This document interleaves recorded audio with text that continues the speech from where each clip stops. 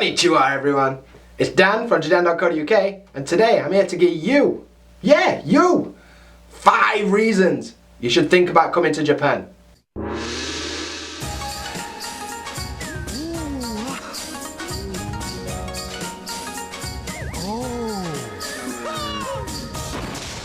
Thanks for finding my video. If you have found this video, chances are you sat at home having a little Google.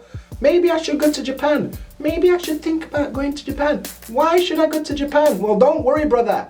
I'm here to tell you. Japan's a wicked place. It's fucking awesome.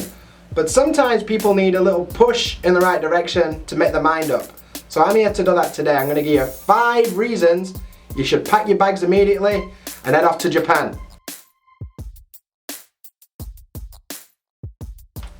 First reason that you should think about coming to Japan is the safety of this place.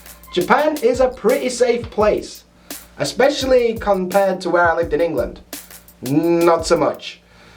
Japan is not some like utopia that you're never going to have a bad thing happen to you, but on the other hand, you're not likely to get stabbed in the neck with a beer bottle on a Friday night. Swings and roundabouts.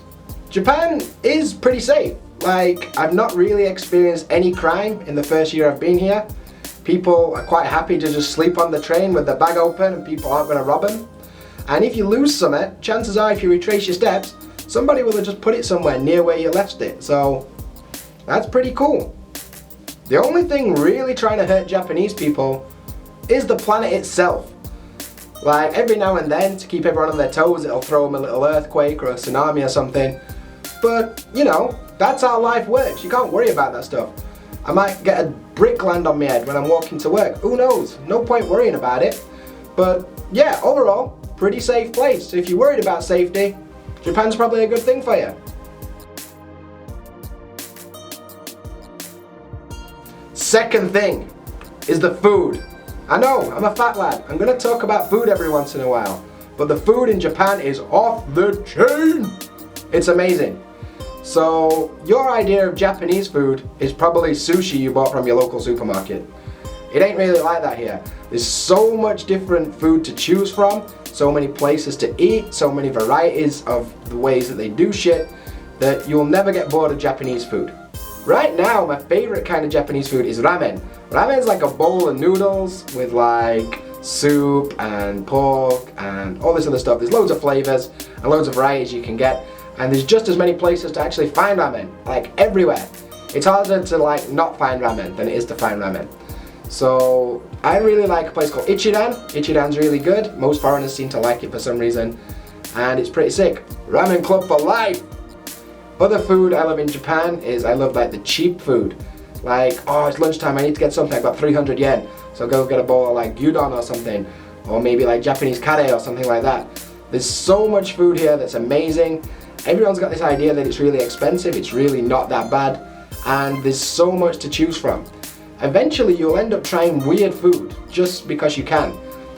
It's inevitable at some point you're going to end up in a restaurant that does tabe hodai. Tabe hodai means all you can eat. They also do nomi hodai, all you can drink. Sick. They'll have some kind of crazy menu with like 53 items. You're like, you can eat as much as you want. So you'll end up being like, yeah, of course I want chicken knees.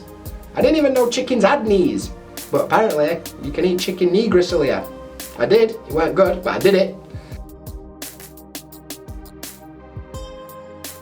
The third awesome thing about Japan is the people. Japanese people, they're a fucking enigma. They're crazy. On one hand, they're really like flamboyant and out there, usually after 2 beers. On the other hand, they're like super conservative and professional. It's hard to find like where the balance is with these people, but they're fucking awesome. One thing I noticed about Japanese people that surprised me is everyone's really shy at first. Then usually after you engage them, or after 2 beers, whichever comes first, they change. They become like much more flamboyant and they're much more willing to engage in conversation and they'll be super happy to do so. They're like, fuck yeah, I finally got a chance to practice those 3 English sentences I learned in high school. Wah! Cool, go for it. I'm going to listen to your 3 English sentences, I don't care. Should be fun. You'll find as well they're pretty open to just hanging out with new people that they met that day. Like, meet somebody outside 7-Eleven. What are you doing? I'm going to karaoke. Okay, cool. Do you want to come? Yeah, sure. It sounds like fun. And then suddenly friends. It's a bit weird. Standing bars. I tend to meet loads of people in standing bars that are really cool people. They don't speak to me at first, but if I speak to them, I'll spend all night speaking to them. And sometimes we end up trying to play paper, rock, scissors against everyone in the bar. That's just how it goes down. It's pretty good.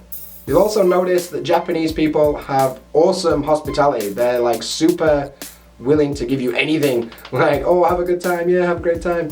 So that's really cool. And Japanese people are also really considerate of other people around them. Like, they won't use their phone on a train because it'll wake somebody up who's sleeping. They'll stand on the right hand side of the escalator in case people need to rush up the left hand side of the escalator. Just little things like this that in their daily life they're really considerate of the people around them, and that makes for a nice environment to live your life. Another thing I found with Japanese people is they love to ask you, like, oh, where are you from? Oh, how is England? What is it like? What do you do? What kind of culture do you have? And that's awesome. It's very rare that people ask you about your homeland. And I usually have to disappoint them. Like, not all English people drink tea. We don't all have a fucking monocle and a bowler hat. You know, sorry, that's just life. They will ask you, and that's really nice, and they seem interested in what you're saying. They are interested in your culture, but they're not as interested in your culture as they're interested in their own culture. Japanese people love Japan. Like, that's the upside of it. They are so proud of where they live and their culture and their way of life that they want to hear it from you too, right? It's a bit weird, but they'll ask you, like, why did you come to Japan? And whatever reason you give, you're like, oh, I wanted to see temples and I wanted to see shrines. Or for me, I was like, I want to be Pokemon Master.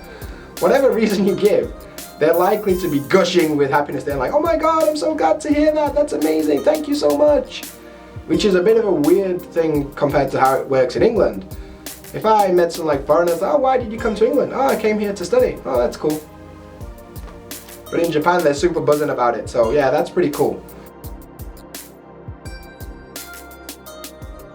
And that leads me handily on to point 4, the culture.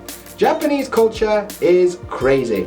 It's like Jekyll and Hyde, it really is. So on one hand, you've got hyper modern cities with electric billboards as far as the eye can see, and you've got crazy nightlife and robots serving you in shops and this kind of stuff. On the other side, you've got rural areas with temples and shrines and tea ceremonies and really traditional kind of stuff like this too. And you can enjoy both in the same day. That's fucking crazy.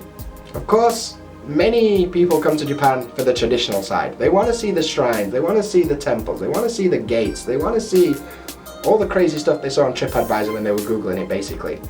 And you want to see people in kimonos, you know, all this kind of stuff. And that stuff exists. That's cool.